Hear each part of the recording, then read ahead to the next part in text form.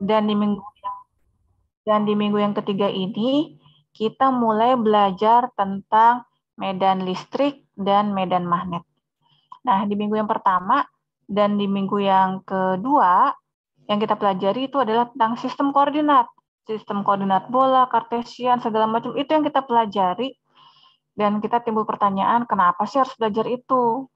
Karena kita butuh acuan untuk vektor. Karena ternyata yang namanya medan listrik dan yang namanya medan magnet merupakan vektor. Jadi harus ada acuan yang jelas. Nah, terus habis itu, setelah kita belajar sistem koordinat itu, baru sekarang kita masuk ke medan listrik dulu. Tapi sebelum itu, kemarin itu saya udah ngasih tahu kalau saya udah ngeluarin video untuk yang CLO1 dan CLO2. Kalian udah pada nonton videonya nggak? Nah, kalau misalnya belum, Bu, ya nggak apa-apa, karena videonya juga baru saya launching kemarin ya, karena baru kemarin saya bisa masukin videonya. Nah, jadi kalau kamu lihat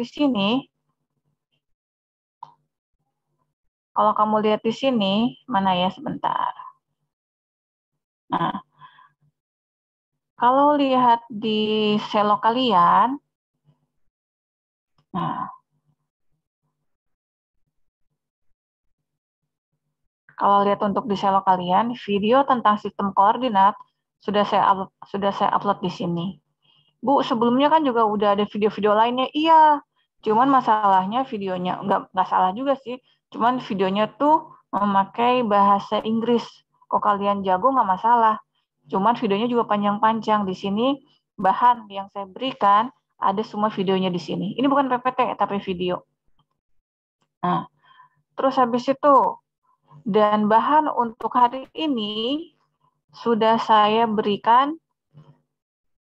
kemarin juga. Jadi kalian tinggal nonton videonya. Jadi rencananya adalah seperti ini.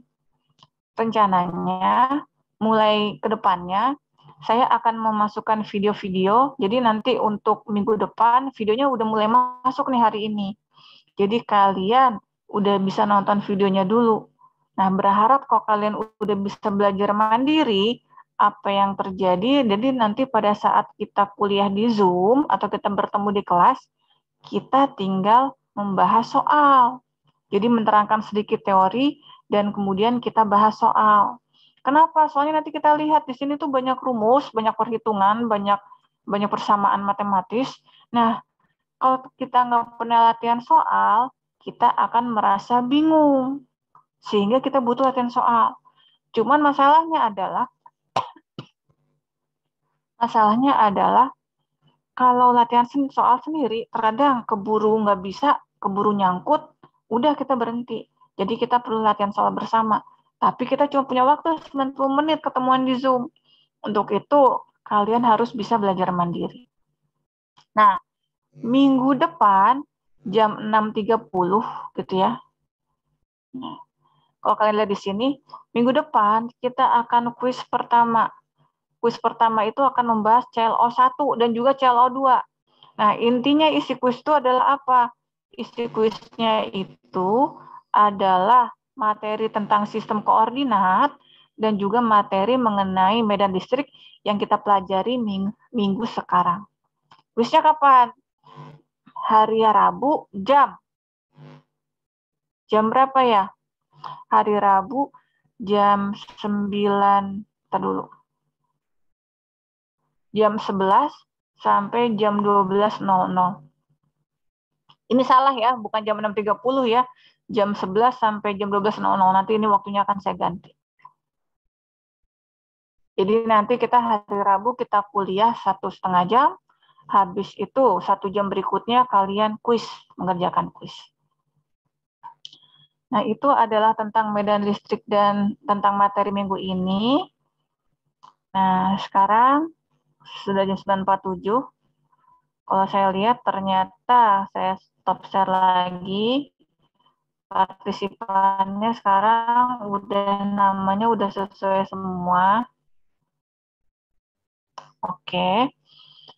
Jadi sekarang kita mulai materi hari ini, di mana kita akan melihat apa share screen saya sudah kelihatan? Sudah, Bu. Oke. Ya, bismillahirrahmanirrahim. Kita akan mulai sekarang belajar tentang tentang medan listrik. Nah, yang kita pelajari pertama kali adalah mengenai hukum Coulomb. Kenapa hukum Coulomb? Karena hukum Coulomb itu adalah hukum yang paling tua yang membahas mengenai sumber medan listrik. Kalau kita lihat, ternyata hukum Coulomb ini bisa dikatakan dia tuh terinspirasi dari hukum Newton. Kalian waktu SMA dulu mungkin pernah mendengar hukum Newton, di mana hukum Newton mengatakan isi persamaannya adalah F sama dengan G kali M1 kali M2 dibagi R kuadrat dengan arahnya adalah sesuai dengan vektor satuan A. Nah, kalau kita lihat, F ini ada panahnya berarti dia adalah vektor, A ini juga merupakan vektor. Nah, F itu adalah apa? F itu adalah gaya tarik-menarik antara kedua benda. Jadi Newton itu mengatakan, kalau ada dua buah benda, bakal ada gaya tarik-menarik, di mana gaya tarik-menarik itu besarnya seperti ini. Nah, M1 dan M2 itu apa? M1 dan M2 itu adalah massa dari benda pertama dan juga massa dari benda kedua. Nah, R itu apa? R itu adalah jarak antara kedua benda. G itu adalah konstanta gravitasi. Sedangkan si vektor A ini adalah vektor satuan yang arahnya tangensial atau searah terhadap garis dari M1 ke M2. Jadi kalau mau kita gambarkan, maksudnya dengan arah vektor satuan A itu, misalkan ini adalah M1, ini adalah M1, ini adalah M2. Garis yang menghubungkan M1 ke M2 saya gambarkan dengan garis yang berwarna kuning ini. Ini adalah garis yang menghubungkan M1 ke M2. Nah, di sini dikatakan vektor A adalah vektor satuan yang sejajar atau tangensial terhadap garis yang kuning. Berarti si vektor A itu arahnya kemana? Bisa yang vektor yang warna hijau ini, atau ini karena dia tuh tarik-menarik. Jadi kalau kita lihat, vektor yang berwarna hijau ini arahnya gimana? Searah dengan garis yang warna kuning. Karena nggak mungkin kan tarik-menarik, tapi nariknya misalnya arah garisnya seperti ini, si gaya seperti itu. Narik kemana kok kayak gini? Apa yang ditarik? Berarti kalau kita lihat, oh iya, yang namanya gaya tarik-menarik itu pasti searah dengan garis yang kuning. Garis kuning itu garis yang menghubungkan kedua benda. Yang ungu ini adalah salah. Ini yang namanya ini yang menjelaskan tentang arah dari vektor satuan A. Nah, sekarang ini adalah hukum Newton. Selanjutnya, kalau hukum Coulomb gimana? Hukum Coulomb yaitu bunyinya adalah gaya F adalah K dikalikan Q1 dikalikan Q2 dibagi R kuadrat dengan arah vektor satuan A. Jadi kalau yang Coulomb ini bilang, kalau ada dua buah benda, benda pertama punya muatan Q1, benda kedua punya muatan Q2, antara dua buah benda ini akan ada gaya tarik-menarik atau tolak-menolak. Tarik-menarik, kalau si muatannya itu sama-sama polaritasnya sama, berarti sama-sama positif atau sama-sama negatif. Tarik-menarik, kalau si bendanya itu polaritasnya berbeda, berarti yang satu positif, satu negatif. Tolak-menolak, kalau si muatan itu polaritasnya sama, seperti itu. Nah, sekarang kita lihat. Berarti F itu adalah gaya tarik-menarik atau tolak-menolak antara kedua buah muatan. Q1 dan Q2 adalah muatan pertama dan juga muatan kedua. R jarak antara kedua muatan. Yang namanya K adalah konstanta proporsionalitas, sedangkan A itu tadi adalah vektor satuan yang sejajar atau tangensial terhadap garis yang menghubungkan muatan Q1 ke muatan Q2. Nah, sekarang yang perlu kita ketahui itu adalah apa sih konstanta proporsionalitas itu? Besarnya berapa? Ternyata besarnya konstanta proporsionalitas di udara besarnya adalah 1 dibagi 4V epsilon 0. Nah, sekarang timbul pertanyaan. Epsilon 0 itu apaan? Nah, di sini saya tulis.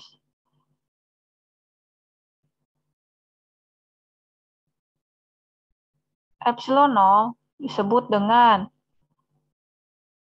permitivitas udara.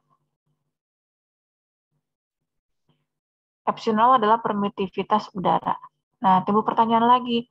Permitivitas udara itu sebenarnya menggambarkan apa sih? Nah, dia itu pada dasarnya menggambarkan kelakuan udara terhadap medan listrik. Jadi dia itu menggambarkan sikap atau sikap suatu medium, di sini adalah sikap udara, kalau ada medan listrik.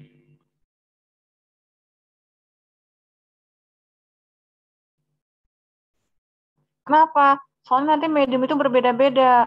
Ada udara, ada air, ada tanah. Nah, sikapnya itu terhadap medan listrik juga berbeda-beda. Dan itu digambarkan dengan besaran yang namanya permitivitas. Ini akan kita pelajari nanti di bab 3. Nah, sekarang yang harus kalian ingat adalah si permitivitas ini besarnya adalah berapa? 1 dibagi 36V dikali 10 pangkat min 9. Dan angka ini angka yang wajib kalian ingat. Harus ingat. Jadi kalau misalnya kamu udah lulus mata kuliah LMAC ini, kalau ditanya berapa besarnya permitivitas udara, harus ingat. Kenapa? Karena ini membahas tentang sifat medium, sifat udara terhadap medan listrik. Gimana kamu bisa lulus medan listrik kalau misalnya kamu nggak tahu kalau misalnya sifat medium terhadap medan listrik kayak gimana? Nah, seperti itulah kasarnya. Sekarang kita akan tentang konstanta udah. Sekarang saya hapus lagi. Nah, sekarang kita akan melihat tentang vektor satuan A. Nah, sekarang kita lihat, misalkan kita punya dua buah muatan, ada Q1 dan Q2, berarti antara kedua muatan ini akan terjadi gaya. Kalau dia tuh sama-sama positif, misalkan, berarti akan terjadi gaya tolak-menolak.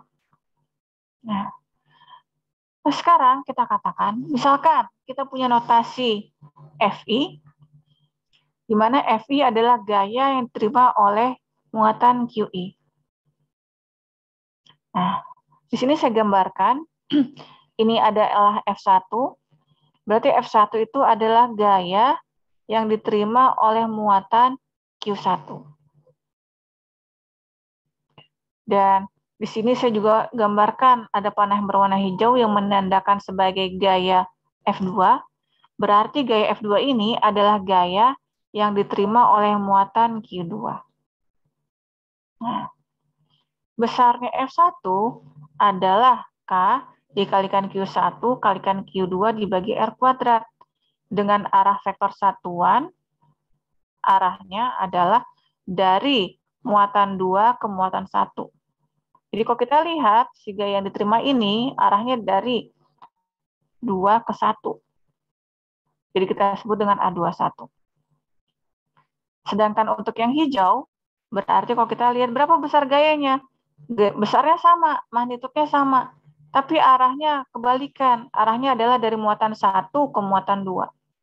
Sehingga notasinya adalah vektor satuan A12. Jadi sekarang kalau kita lihat, Bu, kalau gitu sebenarnya A21 sama A12 yang mana? Nih, ini adalah A21. Kenapa, Bu, beda panjangnya dengan yang vektor yang merah? Soalnya ini vektor satuan, berarti ini panjangnya adalah 1. Arahnya dari 2 ke 1. Dan yang ini adalah yang vektor satuan A12.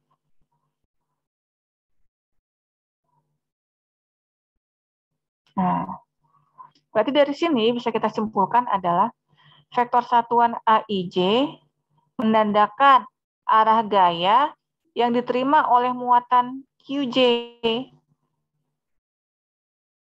Balik. Bentar.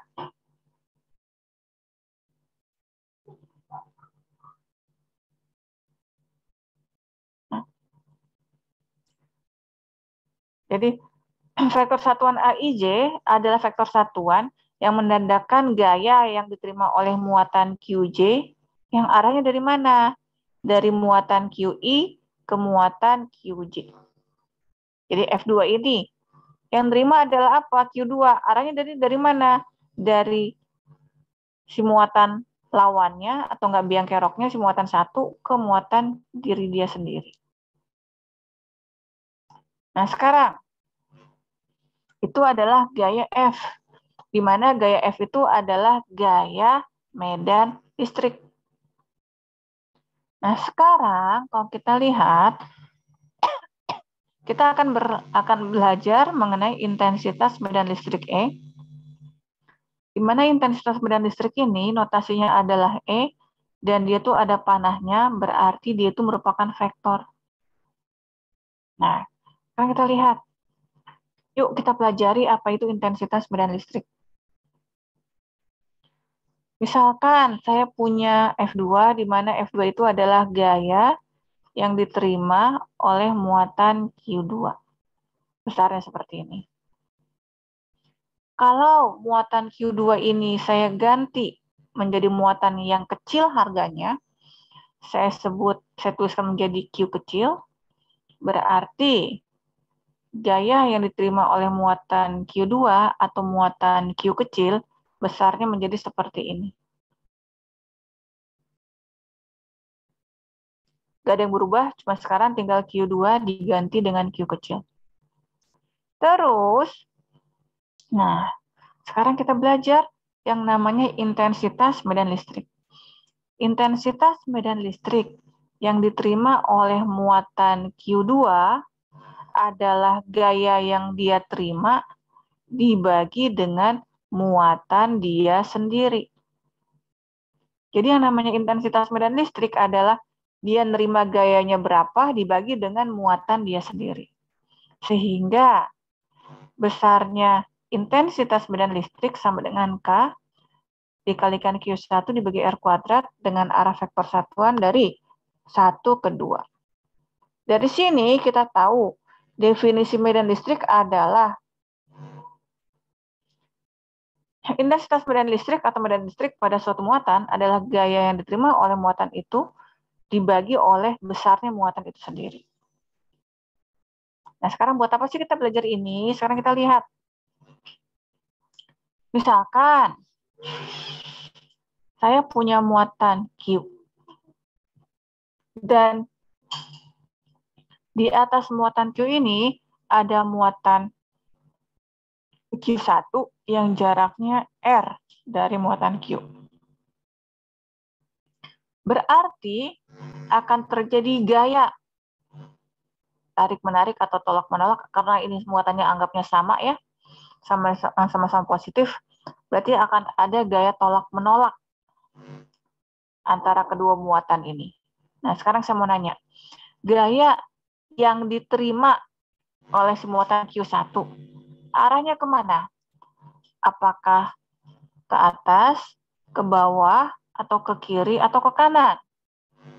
Gaya yang diterima oleh muatan Q1 yang disebabkan oleh muatan Q ini arahnya kemana?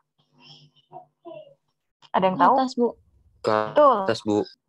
Betul, arahnya adalah ke atas. Nah, sekarang berarti F yang diterima Q1 besarnya seperti ini. Dengan menggunakan persamaan bahwa E sama dengan gaya dibagi dengan muatan dia sendiri, berarti sekarang intensitas medan listrik yang ada di titik Q1, berarti tinggal F ini dibagi dengan Q1, jadi E-nya besarnya seperti yang ini. Dan sekarang, misalkan ada titik Q2. Berarti Q2 ini juga akan menerima gaya dari muatan Q. Besarnya gimana? Besarnya adalah ke atas. Adalah ke samping, bukan ke atas ya. Adalah serong begini. Sehingga besarnya intensitas medan listrik yang ada di titik Q2, besarnya gimana? Seperti itu. Kalau ada Q3, akan ada gaya yang diterima arahnya ke kanan, arahnya ke kanan. Terus habis itu, besarnya intensitas medan listrik di titik Q3, besarnya berapa? Tinggal kita bagi dengan Q3 jadi seperti ini. Jadi kalau kita lihat, intensitas medan listrik di Q1, Q2, Q3 besarnya sama semua. Arahnya aja yang berbeda-beda. Begitu pula dengan titik Q4, Q5, Q6, Q7, Q8, Q9, dan seterusnya. Di mana E-nya adalah K dikalikan Q dibagi R kuadrat, semuanya magnitudnya sama. Arahnya adalah kemana? Arahnya adalah menuju keluar dari si muatan ini. Berarti dari sini bisa kita katakan besarnya intensitas medan listrik di sekeliling sini, di sepanjang lingkaran ini, besarnya adalah apa? K dikalikan Q dibagi R kuadrat dengan jaraknya adalah AR. Dengan jarak dengan arahnya adalah vektor satuan AR. AR ini artinya apa? Mengarah keluar dari si muatan. Nah, berarti dari cerita ini bisa kita katakan kalau di sini ada muatan, berarti di sekeliling muatan itu bakal ada medan listrik kan ya? Kok tahu? Ya iya kan ada rumus ini, bakal ada medan listrik. Pertanyaannya adalah, berarti sekeliling muatan bakal ada medan listrik, yang artinya kesimpulan yang bisa kita dapatkan adalah,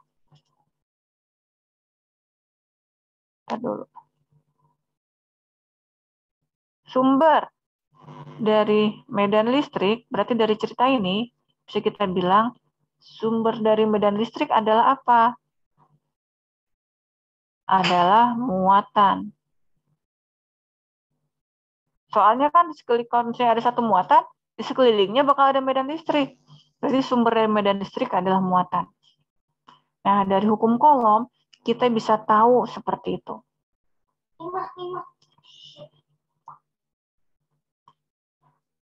Nah, sekarang saya hapus dulu. Sekarang kita lihat. Misalkan saya punya titik P. Di sekitar titik P ada beberapa muatan. Ada muatan Q1, Q2, dan seterusnya. Berarti titik P ini akan memiliki medan listrik yang disebabkan oleh Q1, Q2, Q3, dan Qn. Arah medan listrik yang disebabkan oleh Q1 arahnya adalah yang hijau ini. Arah medan listrik yang disebabkan oleh Q2 adalah yang biru. Oleh Q3 adalah yang ungu, dan oleh Qn adalah arah medan listriknya adalah yang coklat ini.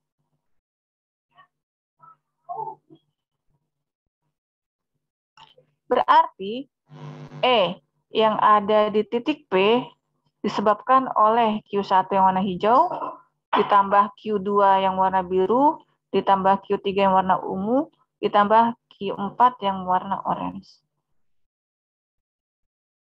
Sehingga bisa saya tuliskan, intensitas medan listrik di titik P adalah sigma atau jumlah I yang bergerak dari 1 sampai N dari K dikalikan dengan QI dibagi dengan RI kuadrat dengan arah vektor satuan ARI. Kalau K-nya kita ganti dengan 1/4 V epsilon 0, persamaan jadi seperti ini. Nah, sekarang saya mau nanya nih. Kalau misalkan setelah dihitung, besarnya E yang disebabkan oleh muatan Q1 besarnya adalah 1. Besarnya E yang disebabkan oleh muatan Q2 besarnya adalah 2. Besarnya E yang disebabkan oleh muatan Q3 besarnya adalah 3. Dan besarnya E yang disebabkan oleh muatan Qn besarnya adalah 4. Berarti berapa jumlah intensitas medan listrik yang dirasakan di titik P? Berarti kalau saya jumlahkan besarnya adalah 1, tambah 2, tambah 3, tambah 4. Berarti besarnya sama dengan 10. Jadi E di titik P, saya tuliskan E di titik P, besarnya sama dengan 10. Nah, pertanyaannya sekarang, apakah pernyataan ini benar? Apakah E di titik P besarnya adalah 10?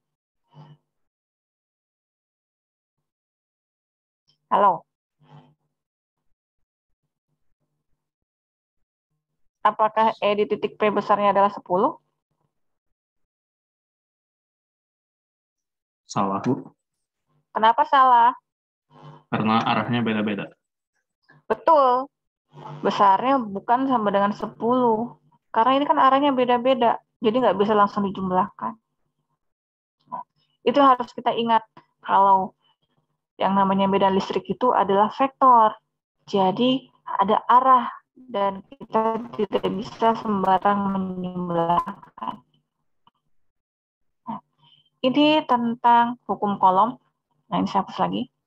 Nah, selanjutnya yang akan kita pelajari apa? Nah, kita akan melihat bagaimana kita menggunakan hukum kolom untuk muatan yang terdistribusi. Nah, kalau yang tadi gimana? Tadi kan muatannya adalah titik. Q1 titik, Q1, Q2, Q3. Nah, sekarang gimana kalau muatannya berbaris rata sepanjang sumbu Z? Atau muatannya berbaris rata sepanjang sumbu X. Nah, itu gimana menghitung medan listrik yang ada di sekitar barisan muatan tersebut? Nah, itu yang akan kita pelajari sekarang. Sekarang kita lihat dulu.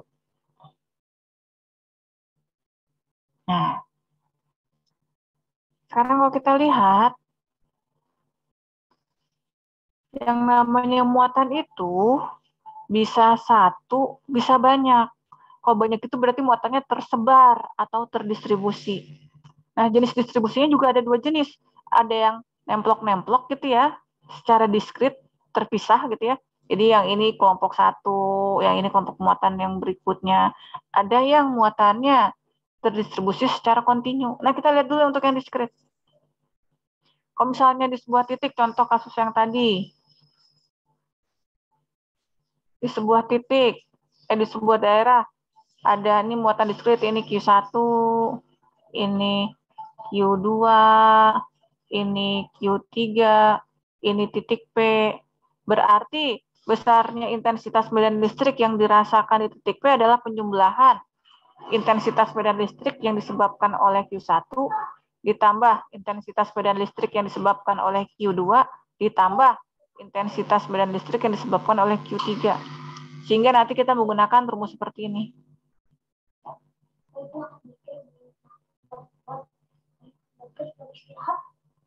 Nah, berarti sekarang kita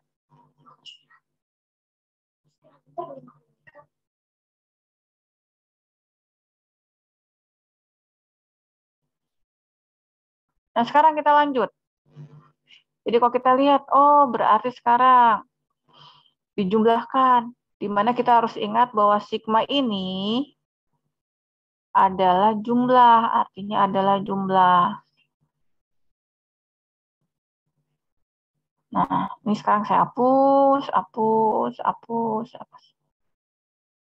Nah, selanjutnya, selain diskrit, ada muatan yang terdistribusi secara kontinu. Dimana sekarang rumusnya jadi seperti ini. Kalau kita bandingkan antara rumus yang atas sama rumus yang bawah, kesannya kayak beda ya. Nah, kita harus ingat, karena pada dasarnya yang namanya integral itu artinya juga penjumlahan. Jadi kalau kamu lihat, oh, rumusnya beda ya? Enggak, sama. Ini penjumlahannya secara diskrit, ini penjumlahannya secara kontinu. Nah, sekarang kita lihat, ini ada 1/4 V epsilon 0 adalah K, di sini juga ada. Di sini ada R kuadrat, ini juga ada R kuadrat. Ini ada vektor satuan, ini juga ada vektor satuan. Nah, sekarang ini muatan. Nah, ini ada DQ. Nah, sekarang pertanyaannya adalah, apa itu DQ? Apa itu DQ? Nah, itu yang akan kita pelajari sekarang.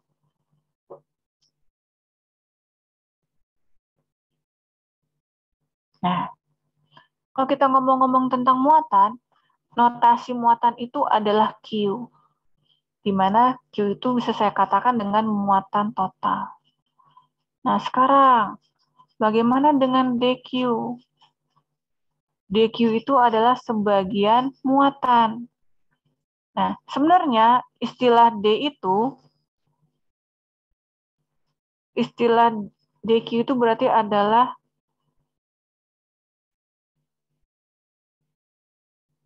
diferensial Q. Bagian kecil dari Q. Jadi kalau kita ngomong-ngomong tentang diferensial, kita ngomong-ngomong tentang bagian yang kecil, sebagian yang kecil. Nah, jadi D ini adalah diferensial Q. Nah, Q ini adalah apa? Ini adalah skalar. Berarti sebagian kecil dari muatan itu juga skalar. Kita lihat di sini tidak ada tanda panahnya, tidak ada vektornya. Nah, sekarang kita lihat lagi. Muatan itu satuannya apa? Satuan muatan apa? Satuan muatan adalah kolom. Berarti sebagian dari muatan satuannya apa? Kolom juga. Contoh. Misalnya kalau kita nggak bisa ngebandingin muatan. Misalkan kamu punya penggaris. Penggaris kamu, panjang penggaris kamu itu adalah 100 meter. 100 cm. Dan ini kita sebut notasinya adalah L. Nah, kalau penggaris itu kamu patah-patahin jadi kecil-kecil, sehingga sebagian dari penggaris itu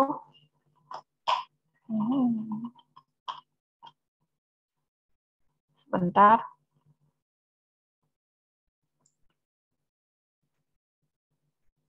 Sehingga sebagian dari penggaris itu panjangnya jadi 1 cm. Sebagian ini kalau diberi notasi, notasinya adalah DL. Jadi sebagian dari panjang. Kalau yang ini satuannya adalah cm, sebagian dari penggaris juga satuannya juga sama 1 cm.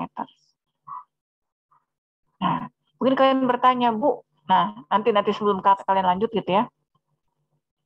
Nah, sekarang kita lihat. Nah, besarnya si DQ ini ternyata bisa dinyatakan dengan 3 buah persamaan, di mana DQ itu adalah rho L dikalikan dengan DL. Nah, kita lihat nih ada DL di sini nih. DL di sini adalah vektor, bukan seperti yang kita pelajari di sistem koordinat. Kalau kita lihat ini tulisannya tipis dan tidak ada panah, berarti DL di sini adalah besaran skalar. Artinya apa? Yaitu tadi DL itu adalah sebagian panjang.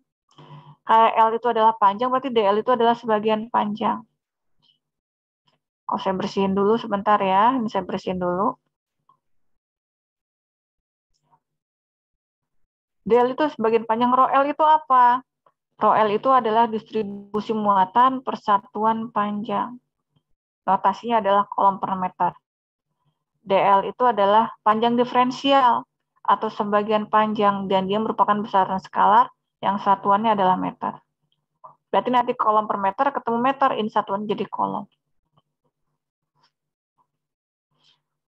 Bu, kalau misalnya masih ada yang bingung, Bu, saya tuh sebenarnya masih kurang jelas gitu.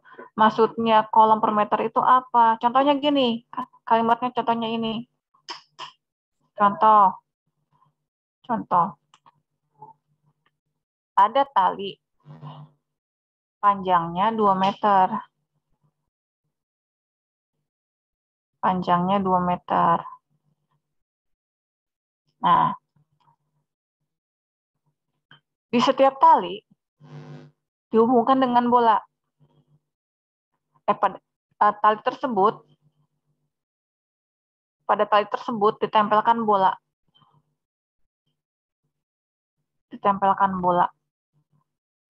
Di mana jumlah bolanya ditempelkan bola dengan ditempelkan bola dengan kerapatan. Jadi bolanya diatur supaya rapi dengan kerapatan adalah 7 bola per meter. Nah, pertanyaannya adalah berapa jumlah bola pada tali tersebut? Berapa? Pasti kita jawabnya gampang, 7 kali 2, 14. Nah, terus kok Bu ini gampang? Ya iya, karena pada dasarnya kita bisa ngebayangin tali dan bola. Dan sekarang kamu bayangkan, si bola ini adalah muatan. Jadi 7 bola per meter ini adalah jumlah muatan dalam 1 meter. Dan ini yang disebut dengan rho L. Seperti itu. Nah, sekarang DQ itu selain rho LDL bisa dinyatakan juga dengan rho S kali DS. Nah, ini ada DS lagi nih. Apakah ini vektor DS seperti yang kemarin kita lihat? Nah, kita lihat dulu. Rho S itu adalah distribusi muatan persatuan luas. DS itu adalah luas diferensial, tapi dia itu skalar. Satuannya adalah meter kuadrat. Selain itu, DQ juga bisa dinyatakan dengan rho V dikalikan dV. Apa itu rho V? Distribusi muatan persatuan volume. Satuannya adalah kolom per meter pangkat 3. Nah, dV ini apa? dV ini adalah volume diferensial. Di mana kalau dV udah kita pelajari emang besarannya adalah skalar kan ya. Jadi sekarang kita ingat ada vektor dl, ada dl aja skalar, ada vektor ds, ada ds aja, ada dv. Tentang kapan kita pakai vektor dl, kapan kita pakai dl, kapan kita pakai vektor dl, kapan kita pakai vektor ds, itu nanti akan kita bahas di minggu berikutnya. Nah, sekarang stop.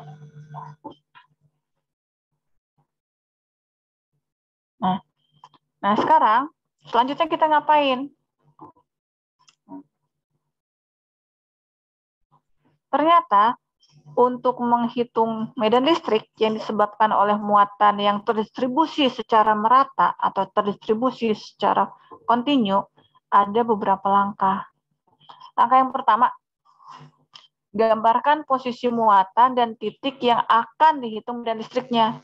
Di mana titik yang akan dihitung medan listriknya kita sebut sebagai titik pengamatan atau titik P. Kedua, tentukan posisi dari DQ sebagian dari muatan. Ketiga, kita tentukan sistem koordinat yang enaknya kita pakai yang mana untuk menentukan berapa besarnya vektor R.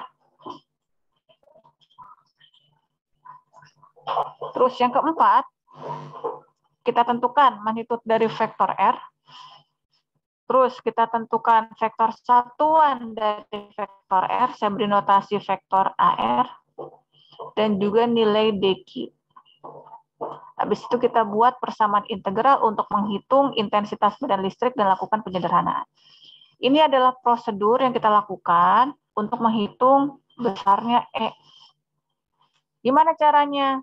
Yuk kita lihat nih di slide berikutnya tentang contoh pertama.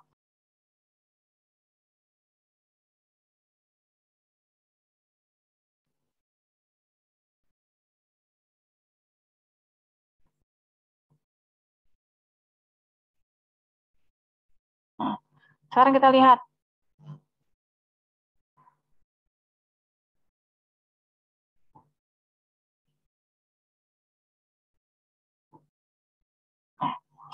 Sekarang kita akan menggunakan prosedur tadi untuk menghitung aplikasi hukum kolom di kasus yang pertama.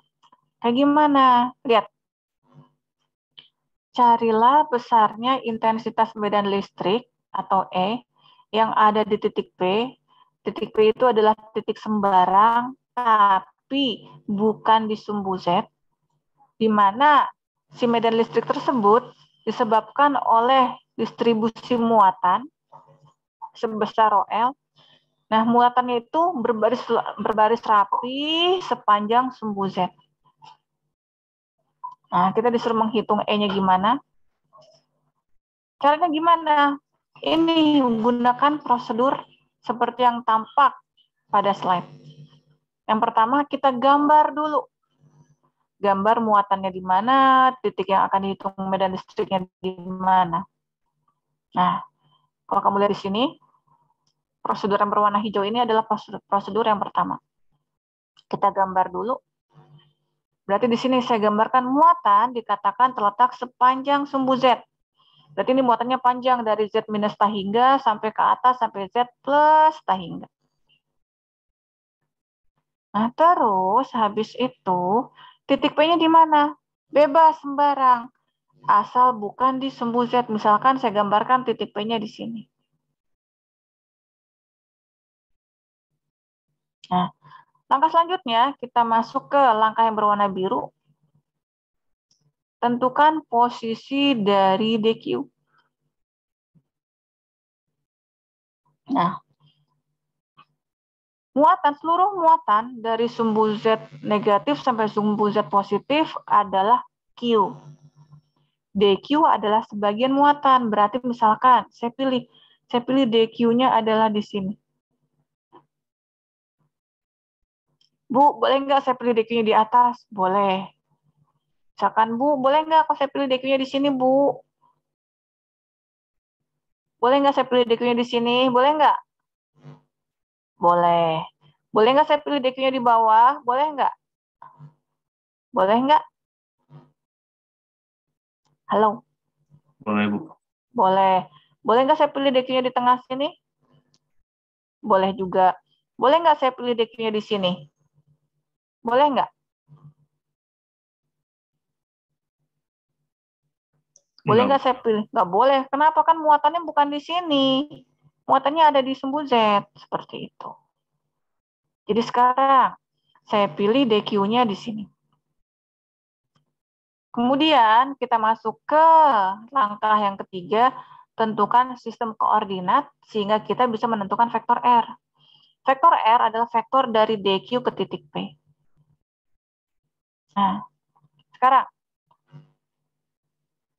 misalkan titik P-nya ada di sini, berarti vektor R adalah vektor dari DQ ke titik P. Nah, kita harus mencari tahu si DQ ini, si vektor R ini besarnya berapa.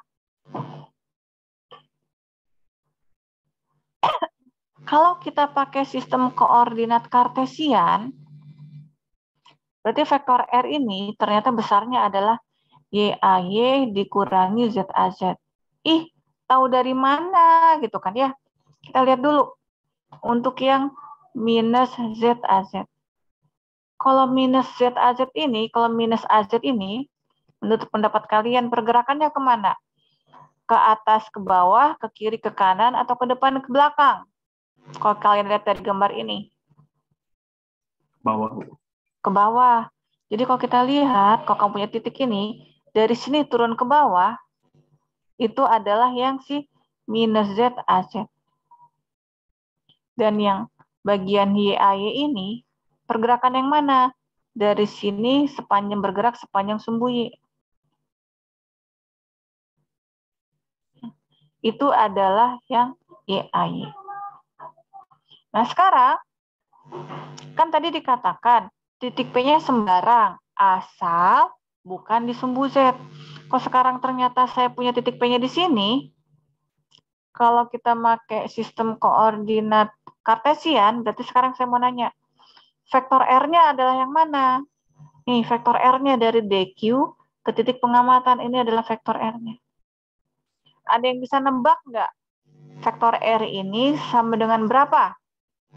Pergerakan dari atas ke bawah, terus dari titik pusat ke depan, itu vektor R-nya sama dengan berapa? XAX kurang ZAZ, Bu. Betul. XAX dikurangi ZAZ.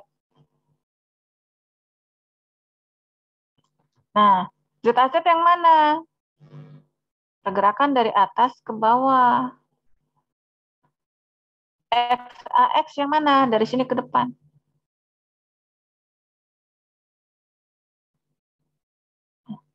Dimana kalau kita lihat dari sini, padahal kan titik P bisa di mana aja ya. Berarti kalau misalnya titik P-nya beda-beda, ternyata vektor R-nya beda-beda. Kalau kita pakai sistem koordinat kartesian. Nah sekarang, coba kalau kita pakai sistem koordinat silinder. Ternyata kalau kita pakai sistem koordinat silinder, vektor R-nya sama dengan seperti ini. Rho A rho dikurang ZAZ. Kok bisa? Yang min ZAZ adalah pergerakan dari atas ke bawah. Yang rho A rho itu adalah pergerakan apa? Keluar dari sumbu Z. Nah, dari sini ke sini kan adalah menjauhi sumbu Z. Berarti bisa kita tulis sebagai rho A rho. Untuk yang ini juga turun. Ke bawah turun adalah min ZAZ. Dari sini ke depan, kita juga menjauhi sumbu Z. Pergerakannya adalah rho A rho. Karena kalau kita ingat lagi, pada saat kemarin kita belajar sistem koordinat silinder, kalau vektor satuan AZ arahnya ke atas ke bawah, vektor satuan ARO arahnya keluar dari sumbu Z, vektor satuan AV arahnya memutar. Kalau kalian masih ingat. Kalau lupa, tonton lagi videonya. Berarti kalau kita lihat, oh berarti enakan pakai sistem koordinat silinder. Kenapa? Soalnya untuk titik P yang berbeda-beda, si vektor R-nya sama. Jadi sekarang, oke, kita pakai sistem koordinat silinder. Langkah berikutnya, masuk ke mudah kita menentukan magnitude vektor R, kita tentukan vektor satuan dari vektor R dan juga nilai DQ. Kita lihat. Tadi, vektor R-nya adalah seperti ini. Nah, vektor satuan dari vektor R adalah apa? Adalah vektor AR, yaitu vektor R dibagi dengan magnitudenya. Magnitud dari vektor R berarti adalah akar rho kuadrat ditambah Z kuadrat. Nah, terus, kita butuh data mengenai berapa jarak dari muatan ke titik pengamatan, berarti berapa jarak R, atau enggak berapa magnitud vektor R. Di mana kalau kita lihat jarak R itu adalah magnitud vektor R, kalau dikuadratkan, besarnya adalah rho kuadrat tambah Z kuadrat. Mungkin ada yang nanya, kenapa harus dikuadratkan? Ya, kita harus ingat, karena rumus yang aslinya itu E sama dengan K Q per R kuadrat dengan arah vektor satuan. Nah, jadi kita butuh besaran R kuadrat ini. Kita butuh besaran A ini. Kita butuh besaran yang menyatakan apalagi Q alias sebagian muatan. Nah, sekarang yang Q-nya yang mana?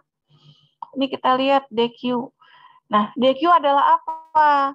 Tadi dikatakan DQ itu adalah, tadi di slide yang sebelumnya dikatakan DQ itu adalah rho L dikalikan dengan sebagian panjang. Nah, kalau kita lihat, panjangnya itu adalah panjang di mana? Kan muatan kan terletak sepanjang sumbu Z. Jadi panjangnya itu adalah panjang Z. Jadi sebagian panjang berarti adalah sebagian dari sumbu Z. Berarti kita tulis sebagai rho L dikalikan dengan sebagian panjang adalah DZ. Sehingga kalau kita lihat, oh iya, rho L-nya adalah DZ di sini. Nah, sekarang udah kita dapat angka-angka tersebut. Selanjutnya ngapain?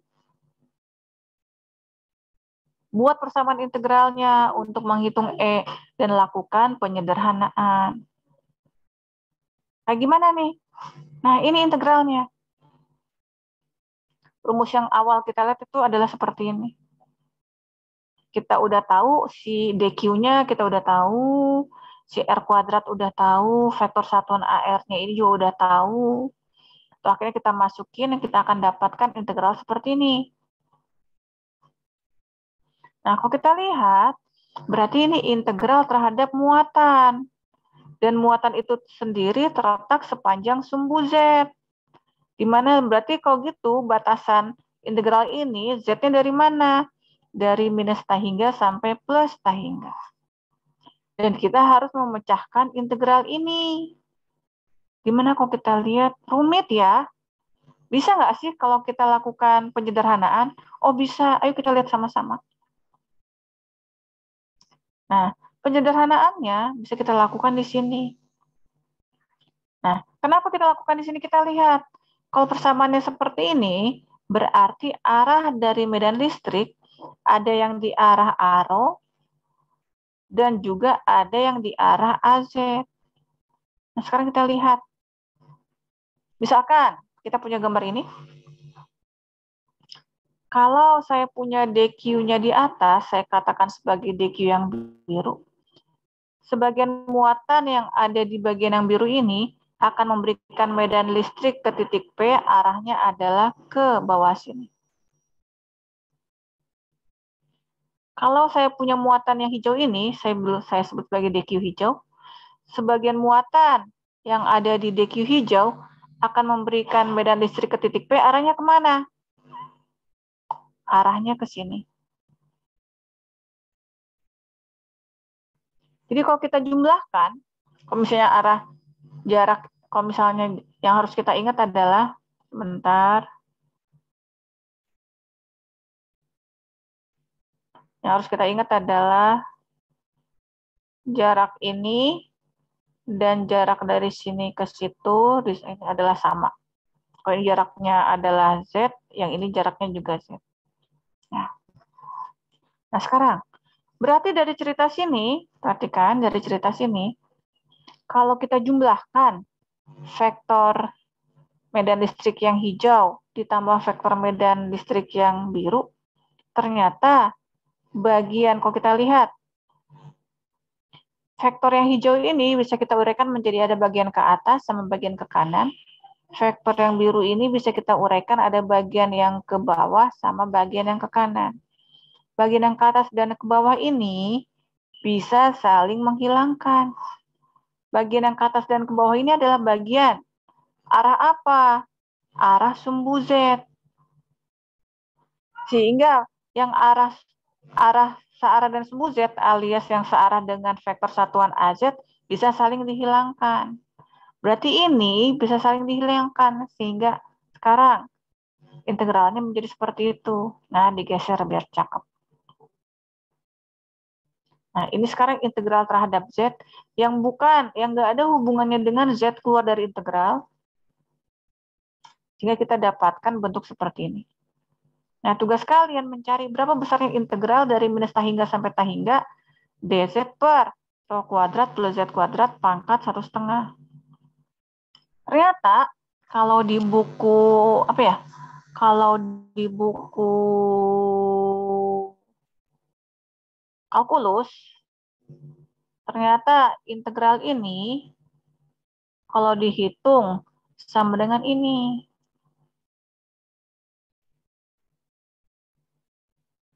Dan ini adalah Z dibagi rho kuadrat akar rho kuadrat plus Z kuadrat, di mana si Z-nya bergerak dari minus tahingga sampai tahingga. Dan kalau dihitung, hasilnya adalah yang ini. Mungkin ada yang, Bu, kok bisa sih? Nah, dari sini ke sini, ini tuh udah ada primbonnya. Jadi bisa dilihat di buku kalkulus, di buku Saum. Nah, dari sini kenapa kok bisa seperti ini? Ya gampang aja. Pertama-tama, kita masukin berarti sama dengan Z-nya tahingga dibagi rho kuadrat dikalikan dengan akar rho kuadrat ditambah tahingga kuadrat. Dikurangi Z-nya minus tahingga dibagi rho kuadrat dikalikan dengan akar rho kuadrat ditambah minus tahingga dikuadratkan menjadi tahingga kuadrat. Nah, sekarang rho kuadrat tambah tahingga kuadrat sama dengan apa? Tahingga kuadrat itu adalah sesuatu yang sangat besar. Misalkan gini, anggap rho kuadrat itu adalah duit 10.000. Duit 10.000. Dan si tahingga adalah duit 1M. 10.000 kuadrat ditambah 1M kuadrat. Nah, kalau kamu lihat, si 10.000 ini bakal berasa nggak kalau dibandingkan dengan si 1M dikuadratkan pula? Oh, kita lihat ini berarti sama dengan 1M aja kan ya, soalnya kan nggak berasa.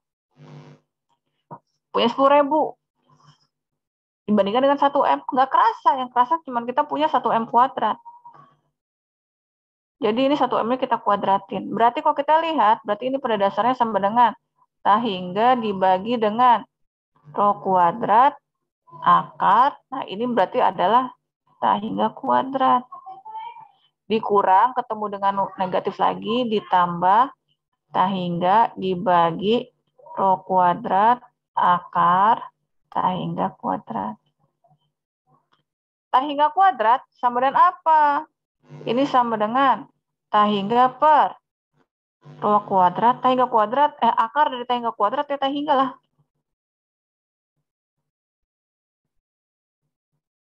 Coret, coret, coret, coret. Berarti sekarang sama dengan 1 per rho kuadrat tambah 1 per rho kuadrat. Sama dengan 2 per rho kuadrat. Sesuai dengan hasil ini. Kenapa Bu kok Ibu sampai nurunin ini segala? Ini kan mata kuliah kalkulus. Ya nggak apa-apa, soalnya nanti suatu saat kalau dibikin ada soal yang sama, tapi si muatannya itu bergerak dari Z-nya, dari min 1 sampai dengan 1, berarti ini kan batasannya diganti nih. Seperti itu, dan kamu tahu cara ngerjainnya gimana. Nah, seperti itu.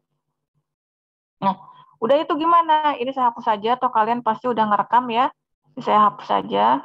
Nah, selanjutnya, akhirnya dari persamaan ini setelah diutak-atik, kalian akan tahu, oh ternyata besarnya intensitas medan listrik di titik sembarang yang disebabkan oleh muatan yang berbaris secara merata sepanjang sumbu Z, besarnya adalah rho L dibagi 2V epsilon 0 dikalikan rho. Dengan arahnya adalah arrow. Udah selesai belum? Udah, tapi harus kita ingat. Si arah arrow ini pada dasarnya itu menandakan apa?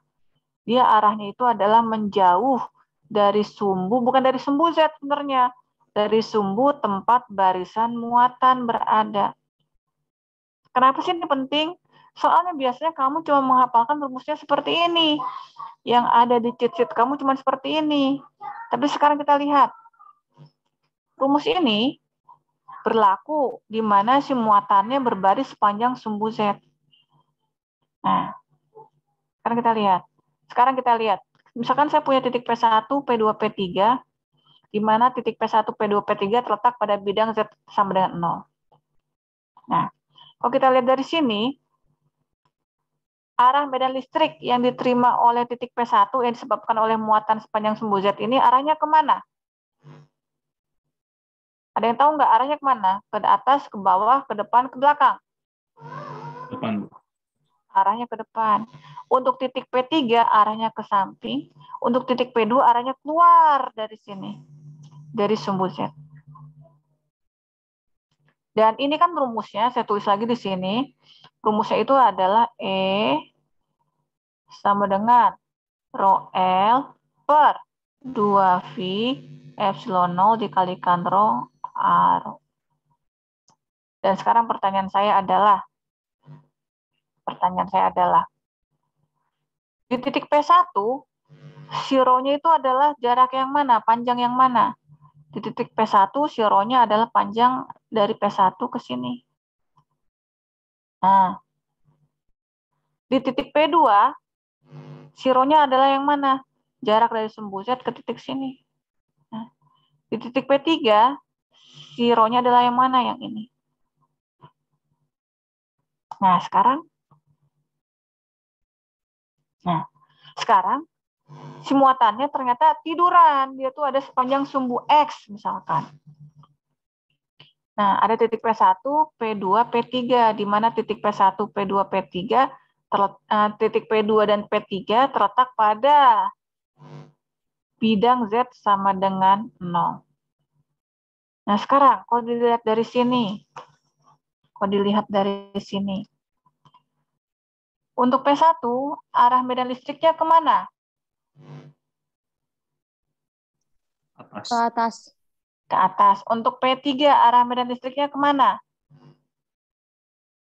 Kanan. Ke kanan. Untuk P2? Kanan juga. Kanan juga. Nah, sekarang saya mau nanya nih.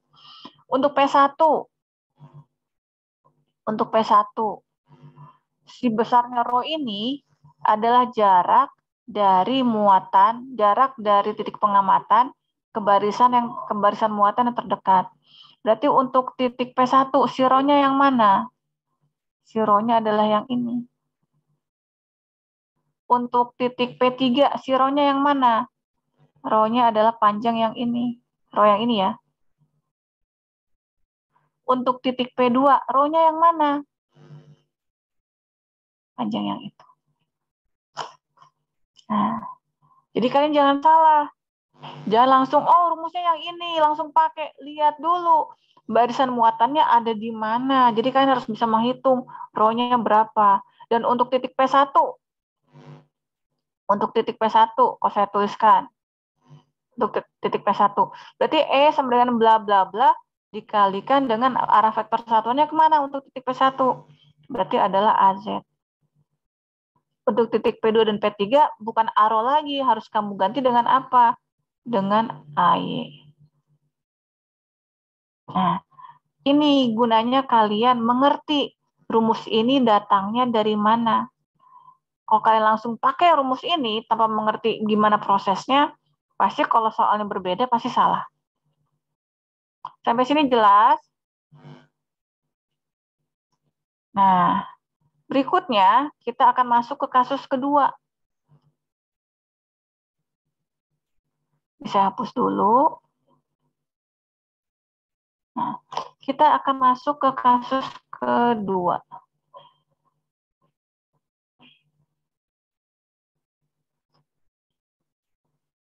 Kasus kedua itu, sebentar.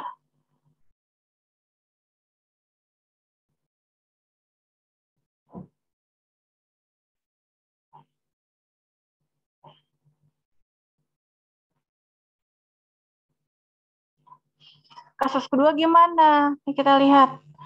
Carilah besarnya intensitas medan listrik E di titik P, di mana dia itu terletak pada sumbu Z, yang disebabkan oleh distribusi muatan rho L berbentuk cincin dengan radius A, dan cincin tersebut terletak pada bidang Z sama dengan 0.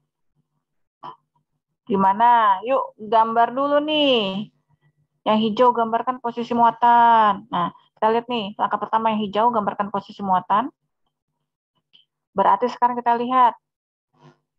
Titik pengamatan tadi di soal dikatakan terletak pada sumbu Z.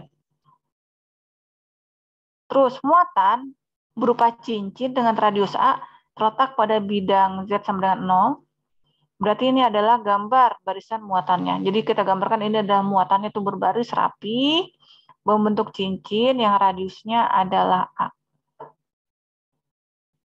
Ini adalah gambarnya. Langkah kedua, kita lihat nih warna biru, tentukan posisi dari DQ. Nah, sekarang saya tentukan posisi DQ-nya adalah seperti ini. Nah, kalau kalian perhatikan, berarti panjang DQ ini adalah garis lurus atau merupakan suatu busur lingkaran? Busur lingkaran. Nah, saya tentukan DQ-nya di sini. Terus habis itu, langkah ketiga, warna ungu, tentukan sistem koordinat dan tentukan vektor R.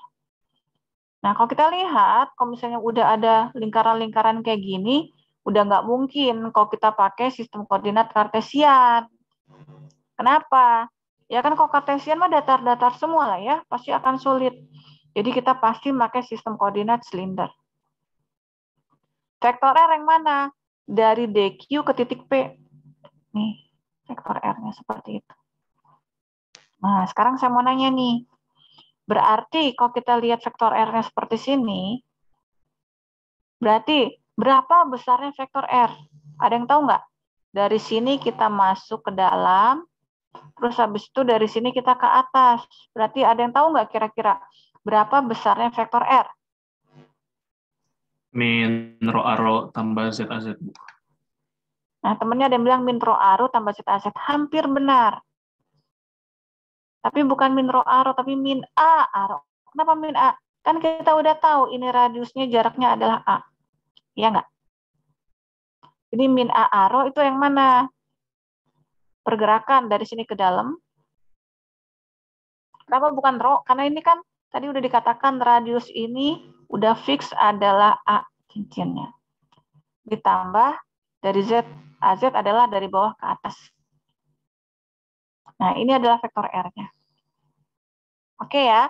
Nah, selanjutnya kita ke langkah keempat yang warna orange.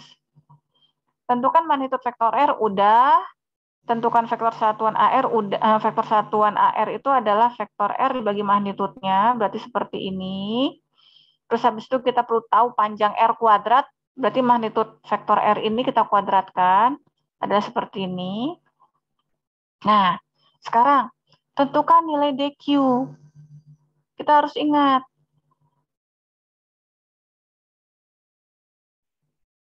DQ sama dengan rho L dikalikan DL. DL itu adalah sebagian dari keliling lingkaran ini, berarti adalah sebagian panjang. Dan kalian harus ingat, kalau DL ini, kalau kita lihat di gambar, DL ini adalah busur. Ini adalah melengkung, berarti dia tuh merupakan busur. Kemarin waktu kita belajar tentang sistem koordinat, untuk menghitung panjang busur, rumusnya apa? Masih ingat nggak? Jari-jari dikalikan dengan sudut bukaan. Sudut bukaan. Nah, jari-jarinya berapa? Ini jari-jarinya berapa? A. Sudut bukaan yang mana? Ini kalau saya bikin garis kayak potongan pizza gitu ya, enak. Nah, sudut bukaannya adalah yang ini. Ini sudutnya nih. Nah, sekarang kita lihat. Terakhir di sini adalah rho L kalikan DL-nya adalah A dV. Kenapa A? Karena jari-jari ini adalah berapa? Jari-jarinya adalah A. Sudut bukannya gimana? Satu putaran adalah V. Satu putaran adalah V. Berarti kalau sebagian kecil dari putaran adalah dV. Berarti dQ-nya adalah rho L dikalikan A dikalikan dengan dV. Nah, selanjutnya, ini saya hapus dulu deh. Dari data yang ada, kita masukin ke persamaan integral. Vektor AR-nya dapat, R kuadrat dapat, DQ dapat, kita masukin. Nah, kita lihat. Ini adalah persamaan. Nah, persamaannya udah kita masukin semua. Ini adalah DQ, ini adalah R kuadrat, ini adalah vektor satuan AR. Nah, ini adalah integral terhadap V sudut. Dimana kalau kita lihat tadi, muatannya berbentuk cincin. Jadi satu putaran. Jadi kalau satu putaran, berarti batas integral ini adalah dari 0 sampai 360 derajat. Nah, kalau kita lihat lagi, kayaknya ini masih itu ya, masih apa sih, masih rumit ya, apa sih integralnya? Bisa nggak kita sederhanakan? Bisa nggak kita sederhanakan bagian yang ini? Bisa. Ayo kita lihat sama-sama. Nah, sekarang kita lihat. Misalkan ini adalah muatan kita, ini adalah titik pengamatan. Saya punya DQ yang warna biru. DQ yang warna biru akan memberikan medan listrik ke titik P, arahnya kemana? arahnya yang ini. Selain DQ yang warna biru, ada juga DQ yang warna hijau di seberangnya banget. DQ yang warna hijau akan memberikan medan listrik ke titik P, arahnya ke situ. Kalau kita jumlahkan, medan listrik yang disebabkan oleh DQ biru dan DQ hijau, kalau kita lihat, ada bagian yang saling menghilangkan. Ini bagian yang keluar dari sumbu Z. Bagian yang keluar dari sumbu Z ini bagian apa? Bagian ARO, AV, atau AZ? Kalau AZ itu ke atas ke bawah. Kalau AV itu muter melingkar. Kalau keluar dari sumbu Z adalah bagian ARO. Jadi komponen ARO saling menghilangkan. Sehingga kalau kita lihat persamaan ini, karena komponen ARO saling menghilangkan, berarti yang ini nggak usah kita hitung. Ngapain kita hitung? Ujung-ujungnya juga nanti hilang. Jadi kita hapus aja seperti ini. Nah, sekarang kita lihat. Kita lihat. Ini integral terhadap V. Yang bukan, yang nggak ada hubungan dengan V keluar dari integral. Sehingga kita punya integral seperti ini. Oh, ini gampang nih integralnya. Integral dV adalah 2V.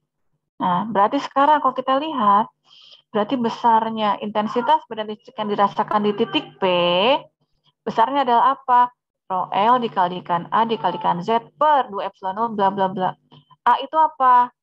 Radius dari cincin muatan. Z itu apa?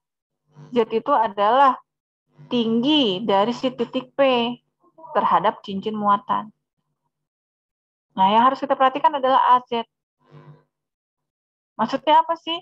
AZ itu adalah tegak lurus terhadap bidang cincin. Maksudnya gimana?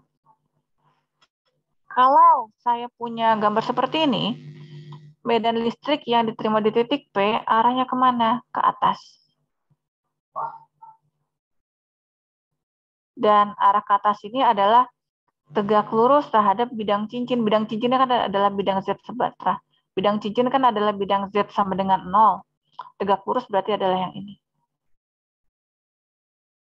Nah, sekarang kalau si cincin muatannya terletak di bidang Y sama dengan 0. Berarti di titik P ini, arah medan listriknya kemana? Ke atas atau ke bawah? Ke kanan, Bu. Ke kanan. Sehingga rumus yang tadi AZ harus kamu ganti menjadi AY. Gitu kan ya? Sampai sini jelas? Sampai sini jelas? Nah, selanjutnya ada di kasus ketiga, kasus hukum kolom yang ketiga. Nah, sekarang saya stop share dulu. Nah, kalau dilihat sekarang udah jam 10 lewat 56 menit, berarti 4 menit lagi kita udah ngobrol di Zoom selama 90 menit. Nah, sekarang saya mau nanya nih, kita mau lanjut untuk membahas kasus ketiga atau kalian mau belajar sendiri? Soalnya saya takut kalau saya lanjut karena saya semangat gitu ya, lanjut terus ya, kaliannya malah nggak suka karena kalian ngerasa pusing. Sekarang saya mau bertanya nih, gimana kalian yang mau mau lanjut atau mau belajar sendiri? Yang mau lanjut silakan raise hand. Jadi nanti kita lihat mana yang lebih besar. Yang mau lanjut, oh Bu lanjut aja terangin yang kasus ketiga, silakan lah, silakan raise hand.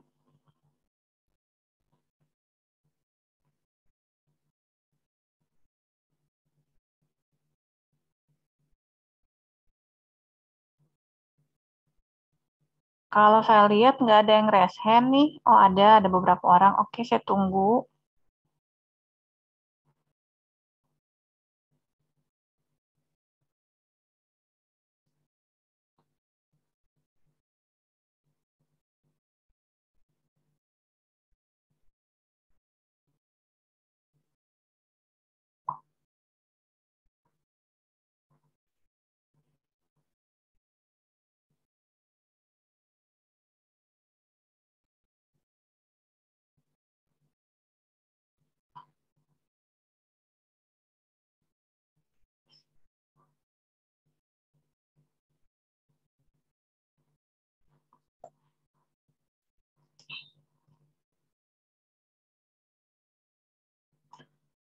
ada 24 orang yang pengen lanjut ya, berarti lebih banyak daripada yang tidak ingin lanjut. Oke, berarti sekarang kita lanjut ya ke kasus yang ketiga. Saya sih terserah mahasiswa. Kalau mahasiswa mau lanjut, ayo. Kalau nggak mau lanjut juga nggak apa-apa. Kan bisa belajar sendiri, kan udah ada videonya. Nah, sekarang kita masuk ke kasus yang ketiga.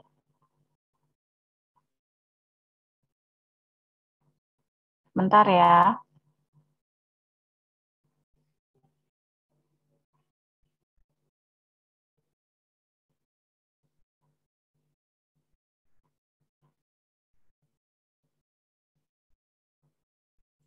Share screen saya udah kelihatan belum? Sudah, Bu. Oke. Oke, sekarang kita lanjut ke kasus yang ketiga ya.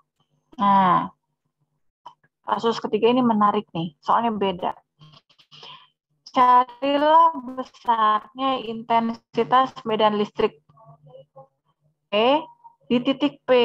Nah, titik P ini terletak masih pada sumbu Z yang disebabkan oleh distribusi muatan ρ S yang terletak pada bidang Z sama dengan 0. Nah, ini sekarang ρ S nih. Nah, muatan tersebut berbentuk piringan cakram. Dengan radius cakram, si ρ-nya itu antara A dan B. Piringan cakram itu maksudnya kayak compact disk. Udah, kita lihat aja. Oke, langkah pertama. Gambar dulu. Berarti sekarang, titik P-nya di sumbu Z, si muatannya di mana? Nah, ini nih. Muatannya terletak di bidang Z sama dengan 0. Dan dia berupa compact disk. Jadi si muatannya itu ada di daerah yang berwarna merah ini. Di sini diketahui radius dalamnya adalah A, radius luarnya adalah B. Berarti sekarang muatannya udah terdistribusi secara luas, bukan tadi ρ L lagi, udah ρ S. Dimana kalau kita lihat dari tampak atas, berarti ini gambar si piringan cakramnya. Seperti ini. Dan kita ingin menghitung berapa besarnya E di titik P. Nah, sekarang kita tentukan posisi dari langkah kedua tuh yang warna biru, kita tentukan posisi dari DQ.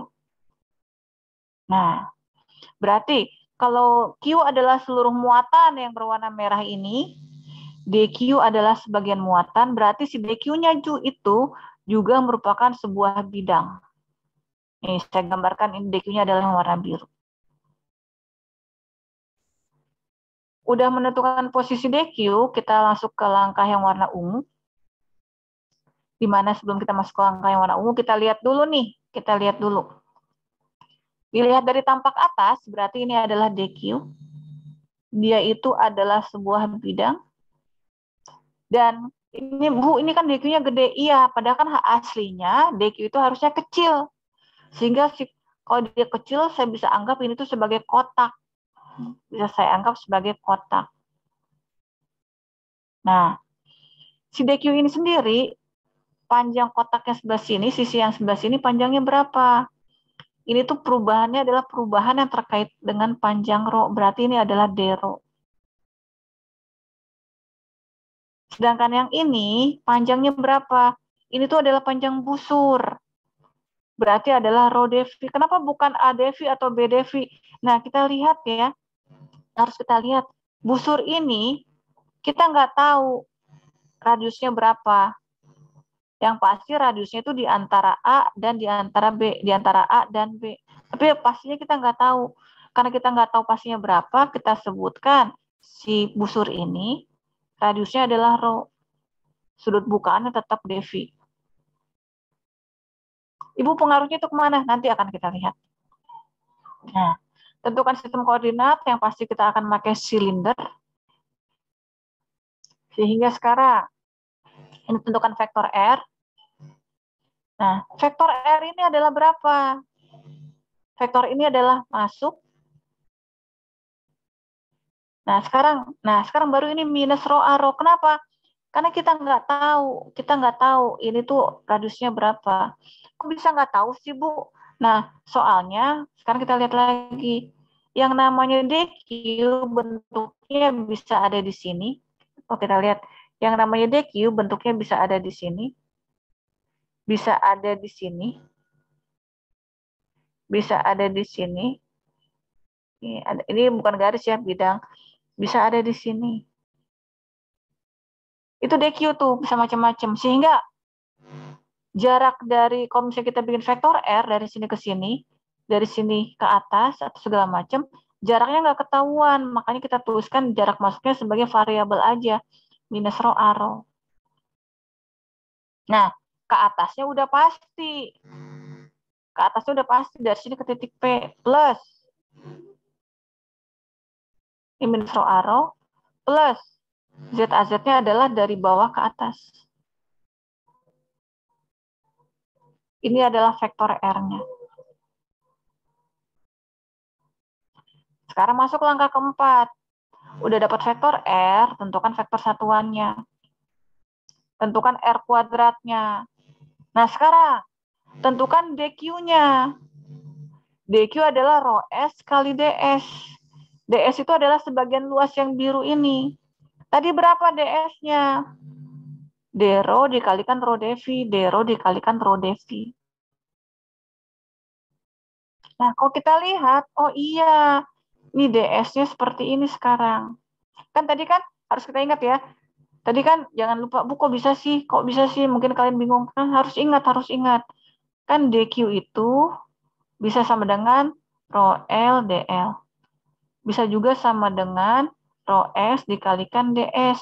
Bisa juga nanti sama dengan rho V dikalikan dV. Kasus pertama kedua, rho L dL. Kasus ketiga, rho S DS. Dan sekarang, DS-nya kita udah dapat. Terus habis itu selanjutnya gimana? Masukkan ke langkah yang terakhir, buat persamaan integralnya. Ini saya bersihin dulu deh, biar nggak berantakan. Nah, buat persamaan integralnya, data yang udah kita punya, nih, DQ udah punya, R kuadrat udah punya, vektor AR udah punya. Masukin semua. Nah, sekarang yang harus kalian lihat, rumusnya tetap nih, yang kuning ini dari tadi rumusnya tetap. Tapi sekarang kita bertemu dengan integral lipat 2. Karena ini adalah integral terhadap rho dan juga integral terhadap V. Nah, sekarang kita lihat batasan. Berapa batasan? V itu karena dia itu merupakan piringan cakram bulat, batasannya dari 0 sampai 360 derajat. Nah, si rho ini batasannya di mana? Si muatan, si rho-nya itu, si piring cakram itu, radiusnya berapa? Dari A sampai B. Berarti untuk si rho bergeraknya dari A sampai B. Nah, sekarang kalau kita lihat, oh, jadi integral lipat 2. Padahal rumusnya sama. Rumit. Ada yang bisa kita hilangkan, Kak? Ada yang bisa kita sederhanakan, Kak? Nggak ada bagian yang merah ini. Dimana kalau dilihat, perhatikan. Kalau saya punya DQ yang warna biru, DQ yang warna biru ini akan memberikan medan listrik ke titik P, arahnya ke sana. Ada juga di seberangnya DQ yang warna hijau, akan memberikan medan listrik ke titik P yang arahnya ke sini. Kalau digabungkan, sama seperti kasus kedua, yang searah dengan arrow akan saling menghilangkan. Berarti rumus yang ini, yang arah arrow saling menghilangkan, ya udah kita buang aja, nggak usah dihitung. Nah, sekarang ini baru kita hitung. Hitungnya gimana? Ya gampang dulu deh, kita hitung dulu integral terhadap V. Ini kan semuanya nggak ada V kan ya? Integral terhadap V. Jadi sekarang menjadi E sama dengan, tar dulu. E sama dengan, nah, tar dulu ya. Saya tulisin dulu deh di sini, biar jelas. Ini sebentar. Nah, Ini adalah integral lipat 2. Berarti kalau saya tuliskan berarti adalah E sama dengan, kalau saya pengen mengerjakan yang integral dv dulu, berarti ini adalah integral dari A ke B. Yang nggak ada urusan dengan V keluar dari integral, berarti ini adalah rho S, D rho, terus ZAZ dibagi dengan 4V epsilon 0 rho kuadrat tambah Z kuadrat. Ini berarti pangkatnya adalah pangkat 1,5. Nah, dikalikan dengan integral dv. Ntar dulu. Bentar, ini ada yang salah penulisan.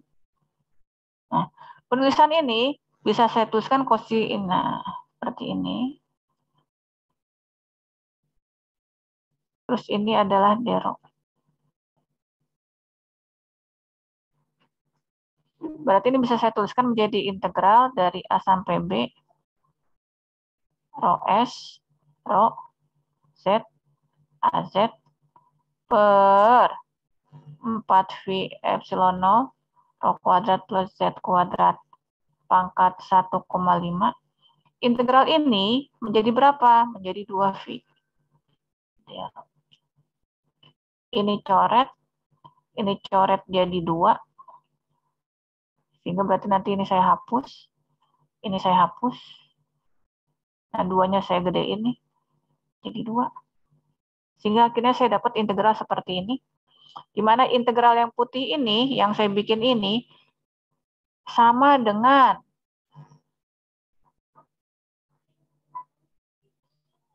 yang ungu. Kalau kamu lihat kan berarti sama dengan integral dari A ke B, rho S, rho Z, D rho, terus dibagi bla bla bla, AZ. Ini ada AZ-nya. Jadi supaya nggak berantakan, udah saya, oh kayak gitu toh cara ngitungnya, ini saya hapus. Nah, jadi sekarang integral terhadap D rho. Yang nggak ada hubungan dengan rho bisa keluar dari integral. Jadi rho S bisa keluar, Z bisa keluar, 2 epsilon 0 bisa keluar. Nah, sekarang kamu hitung integral yang ini. Ternyata kalau dilihat di buku kalkulus, integral yang ini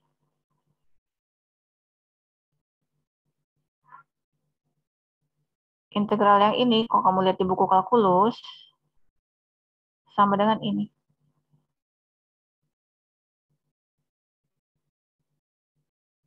Jadi sekarang jawabannya gimana, Bu? Bu, yang ini tuh jawabannya gimana, Bu, sebenarnya? Ini berarti harusnya yang dalam kotak itu, yang dalam kotak ini harusnya kamu tulisnya adalah, jadi adalah min 1 dibagi akar rho kuadrat plus Z kuadrat, di mana si rho-nya bergerak dari A sampai B. Kenapa si rho-nya, bukan si Z-nya? Ini kan tadi integralnya terhadap rho. Berarti nanti pada saat kamu dapat angka, kamu hitung min 1 per akar B kuadrat tambah Z kuadrat min 1 per akar A kuadrat plus Z kuadrat. Nah, kalau kamu udah punya angka A sama B sama Z-nya, kamu bisa ngitung harganya berapa. Dan ini adalah besarnya medan listrik di titik P yang disebabkan oleh muatan cakram tadi. Dan yang harus kamu perhatikan adalah si arah AZ ini. Maksudnya apa? Sama kayak tadi. Arah AZ ini tegak lurus terhadap bidang si cakram tadi. Nah, selanjutnya apa? Selanjutnya adalah kasus keempat. Jam berapa sih sekarang? Kasus keempat sekarang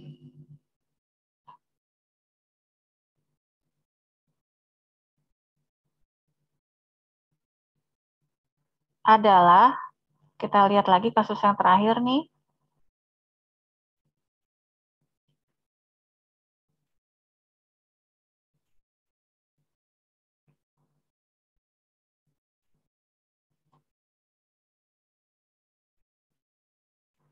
kasus keempat, kamu disuruh mencari intensitas medan listrik di titik P yang masih di sumbu Z, yang disebabkan oleh distribusi muatan rho S, tapi si muatan tersebut berbentuk selimut tabung.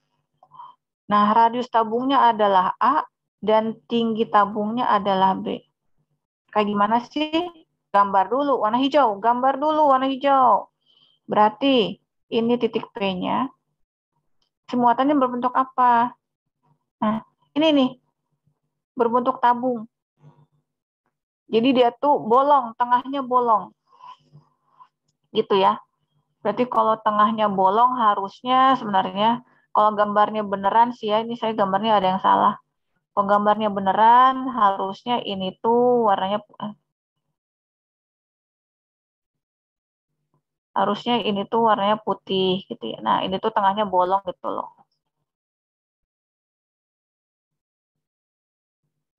Nah, gimana kalau misalnya dilihat dari atas? Kalau dari atas gimana Bu bentuknya? Kalau dilihat dari atas, kalau ini adalah sumbu X, ini adalah sumbu Y, ini S. Ini adalah sumbu Y, ini adalah sumbu X. Nah, kalau dilihat dari atas, gambarnya seperti ini. Nah, kalau dilihat dari atas. Kenapa sih Bu, kok harus digambar-gambar kayak gini doang? Udah digambar pun banyak yang nggak ngerti, apalagi kok nggak digambar. Nah, selanjutnya kita lihat si radius tabung ini adalah A, tinggi tabungnya adalah B. Habis itu kita masuk ke langkah kedua, tentukan posisi DQ. DQ di mana? Berarti DQ adalah sebagian dari kulit tabung nih. Misalkan saya gambarkan yang ini DQ. Di mana tinggi ini, kalau tinggi pasti adalah DZ. Nah, sekarang sisi yang ini adalah apa ini? Ini adalah busur juga. Besarnya berapa? Berapa panjang garis yang bawah ini? Ada yang tahu nggak? Devi. Betul, panjangnya adalah ADV. Nah, sekarang saya hapusin dulu biar rapi. Nah, sekarang kita lihat. Tentukan sistem koordinat. Ini udah jelas gambar tabung loh. Pasti kita pakai sistem koordinat silinder. Dan vektor R-nya yang mana? Ini. Vektor S sama dengan apa? Dari sini masuk. Min A arrow. Karena ini udah pasti. Min A, apa sih? Radiusnya A, jaraknya A. Jadi dari sini jalan ke situ. Terus dari situ ke atas. Ke atas adalah apa? ZAZ. Dapat vektor R-nya. Terus, vektor R-nya dapat, cari vektor satuan AR. Nih, cari R kuadrat. Ini. Cari DQ.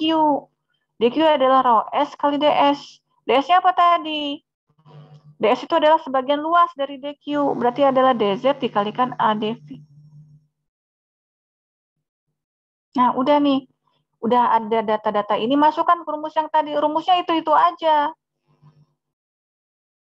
Kita masukin. Sehingga kalau kita lihat, kita punya integral lipat 2 lagi terhadap Z dan terhadap V.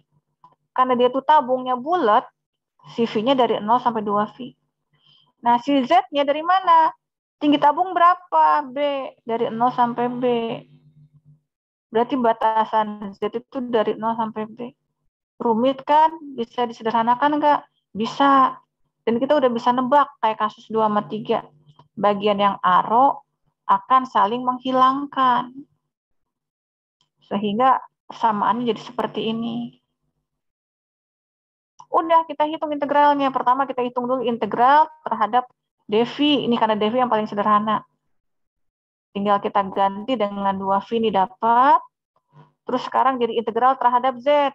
Ya bukan Z keluar dari integral. Rho S keluar, A keluar, 2 epsilon O keluar. Kita dapat integral seperti ini. Bentuk ini tadi udah pernah kita lihat di kasus ketiga. Di mana yang kotak ini, kalau kalian ingat tadi, semoga masih ingat ya, kotak yang ini bersama perhitungannya yang ini. Dan itu sama dengan yang ini. Nah ini, kalau si bidangnya berbentuk kulit tabung. Dan yang kamu perhatikan adalah arah AZ ini. Karena jadi arah si medan listrik itu searah terhadap sumbu tabung. Nah, apa selanjutnya? Selanjutnya minggu depan kita belajar tentang hukum Biosafat, tentang medan magnet. Nah, itu deh materi kita hari ini. Nah, Bu, kita udah dapat rumus-rumusnya.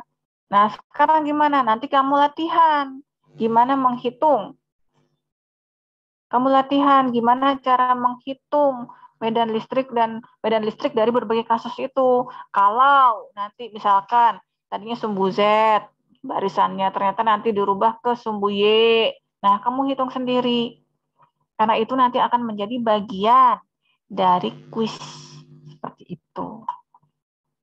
Oke, sekarang waktunya udah habis ya. Nah, sekarang saya mau itu dulu. Mau print screen dulu.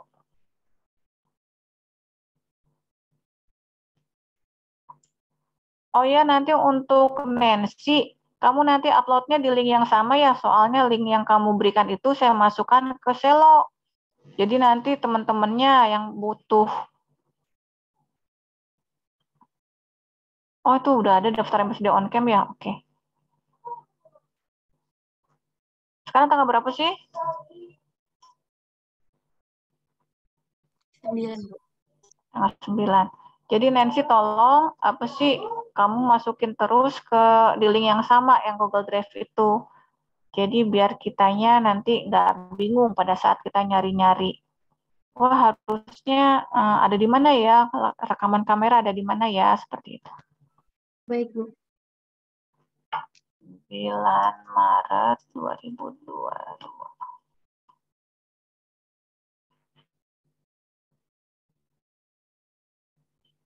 Oke. Nah, kalian sekarang saya mau nanya. Kalian ngerasa gimana? Udah dengar penjelasan tadi, ngerasa bingung nggak? Pasti ngerasa bingung. Kenapa ngerasa bingung? Karena kita nggak sempat latihan soal. Gitu kan ya? Nah, untuk itu apa? Kedepannya, kalau saya udah posting video, kalian tonton dulu videonya. Sehingga hari Rabu itu, yang kita lakukan adalah neranginnya sebentar, tapi kita langsung bahas soal. Soalnya kan percuma kan, tahu banyak rumus, tapi nggak tahu cara makainya. Iya nggak? Ya kan? Nanti kan pada saat kamu ketemu ujian, kan yang ada soal-soal. Nanti dulu. Kan yang ada kan adalah soal-soal. Nggak bisa pakai rumusnya percuma, gitu kan ya? Jadi untuk itu, ke depannya kalau ada video, tonton dulu ya. Sehingga nanti kita bisa banyak latihan soal. Ya udah gitu aja dulu dari saya. Terima kasih atas perhatiannya. Assalamualaikum warahmatullahi wabarakatuh. Waalaikumsalam. Waalaikumsalam. Terima kasih, Bu. Makasih ya. Terima kasih.